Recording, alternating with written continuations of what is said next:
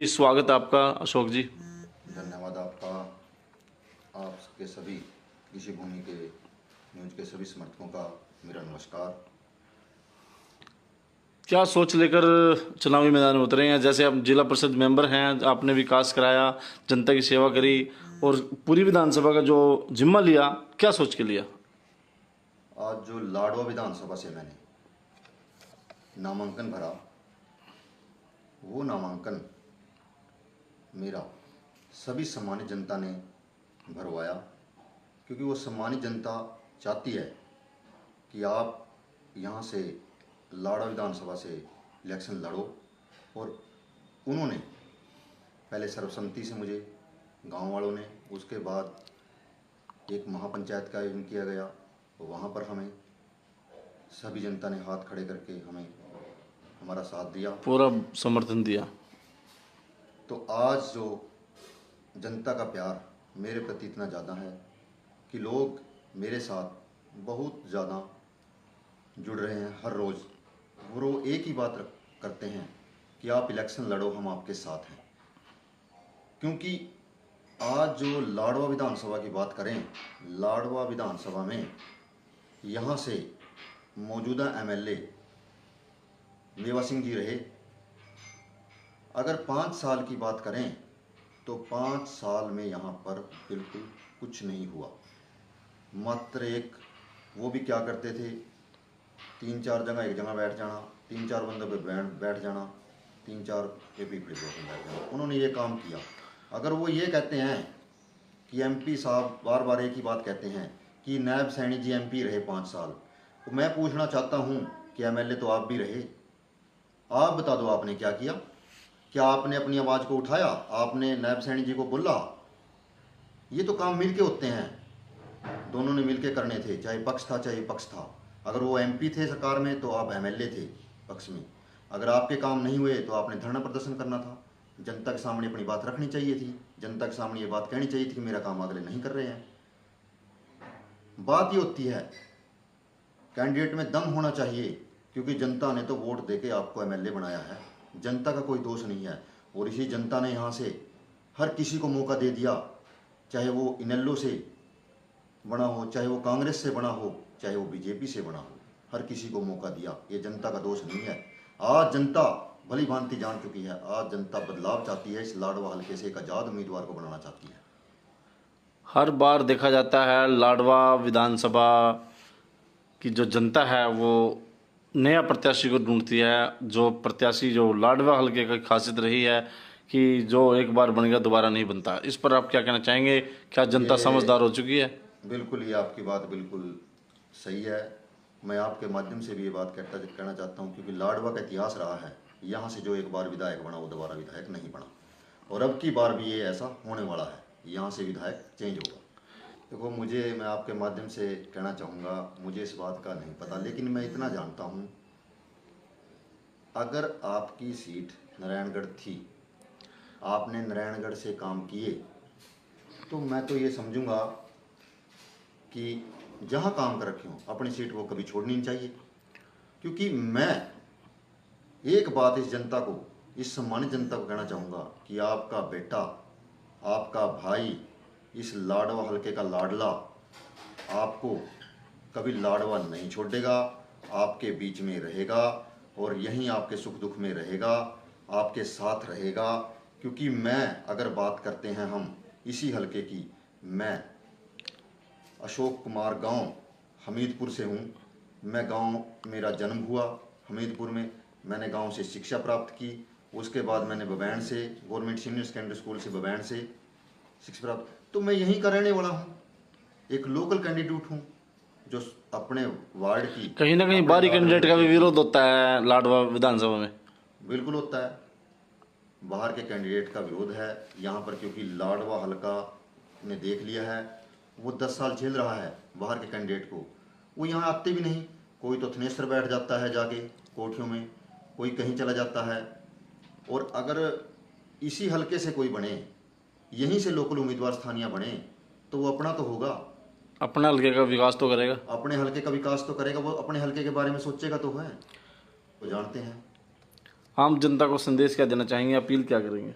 मैं आम जनता को यही संदेश देना चाहूँगा कि आप लाडवा हलके से अपने भाई, अपने बेटे को चुने, एक आज़ाद उम्मीदवार को चुने जो कि आपके सुख और दुख में हर टाइम खड़ा है और हर टाइम खड़ा मिलेगा, चाहे रात हो चाहे दिन हो।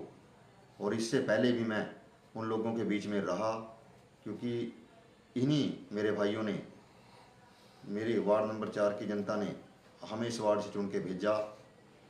वो लोग भली भांति जानते हैं। लोग तो कहते हैं कि भी मेरे बारे में पूछ लो, मैं ये कहता हूँ आप वार्ड नंबर 4 की जनता से पूछ लो, चाहे काम के बारे में पूछ लो, चाहे उन लोगों के बारे में जानने के जो मैं जा रहा हूँ उनसे पूछ सकते हैं, क्योंकि आज वो लोग जानते हैं कि हमारे बीच में कौन आता है, दिन और रात में कौन हमारे बीच में आता है। जिला परिषद की सीट आपने कितने मार्जिन से जीती थी यहाँ से?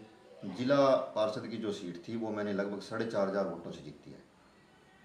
मेरी वाइफ मिसेस सुखविंदर कौर जी जिला पार्षद बनी है।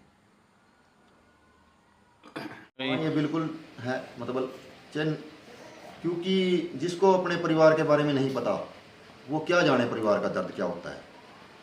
जो परिवार की बात करते हैं, और आज इसी परिवार की बात लगा लो, कल तक तो ये कहते थे कि हम परिवारवाद नहीं पनपने देंगे, हम परिवार को टिकट नहीं देंगे। आज देख लो आप, कुलदीप बिश्नोई के लड़के को टिकट और आरती राव को टिकट, कितनों को टिकट दी इन्होंने। आप सभी को टिकट देने का काम किया, परिवार में टिकट देने का काम किया। आज पार्टी अपनी जो उनकी एक नियम थे विचारधारा से वो भटक चुके हैं। जो कार्यकर्ता जो पार्टी के साथ जुड़े थे उनका आज कोई मान सम्मान नहीं है, उनको टिकट देने का काम पार्टी ने नहीं किया। आज टिकट जो आज पार्टी में आया उसको टिकट दे दिया, जो 14 साल से 20 साल से पार्टी की सेवा कर रहे हैं उसको टिकट नहीं है। तो ये काम हुआ, ये काम किया गया, तो वो बेचारा कार्यकर्ता दरी बिछाता रह गया। आज मैं आपके माध्यम से ये बात कहता हूँ, भाजपा 20 सीट हरियाणा में नहीं ले रही है, ये आपके माध्यम से मैं कह रहा हूँ। 20 सीट भाजपा, आज भाजपा को गोपाल कांडा को भी समर्थन देना पड़ा, अपना वहां पर कैंडिडेट को विड्रॉ करना पड़ा। क्या इतनी नौबत आ गई? इनेलो के साथ समझौता करना पड़ा। जो ये कहते थे तो क्या बात है, इसी से पता लग जाता है कि आज क्या हो रहा है।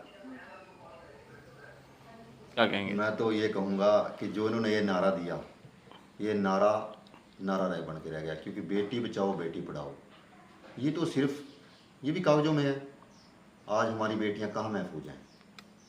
आप हमारी बात लगा लो, अगर ये बेटी की बात करते हैं तो गांव रामसरण माजरा में जो स्टेज पे जिला पार्षद सुखविंदर कौर जी बैठी थी, उनको नीचे स्टेज से उतारा गया।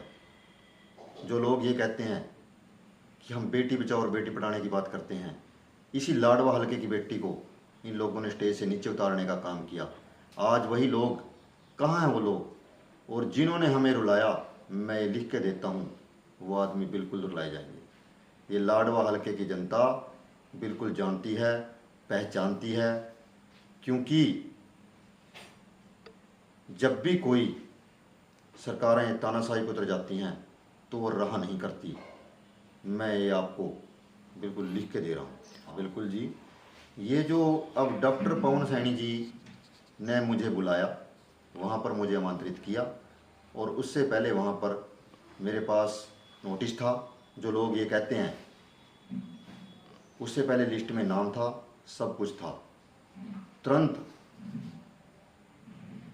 पवन सैनी जी तो ये कहते हैं कि वहाँ के कार्यकर्ताओं ने किया।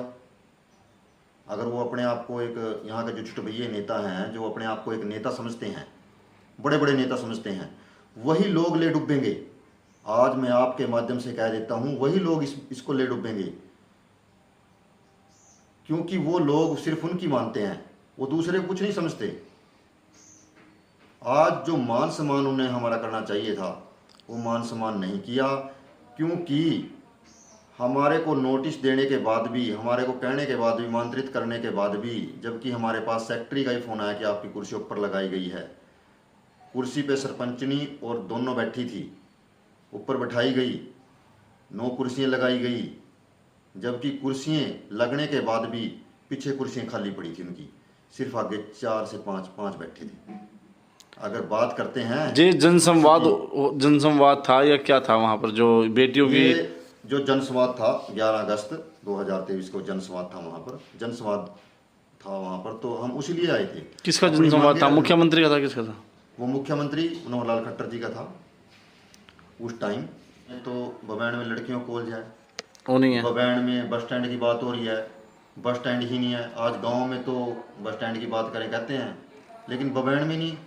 लोग भीजते रहते हैं, बस का वेट करते हैं और धूप में खड़े रहते हैं, धूप में बारिश में लोग खड़े रहते हैं, वो भीजते रहते हैं। तो यहाँ बस स्टैंड ही नहीं है।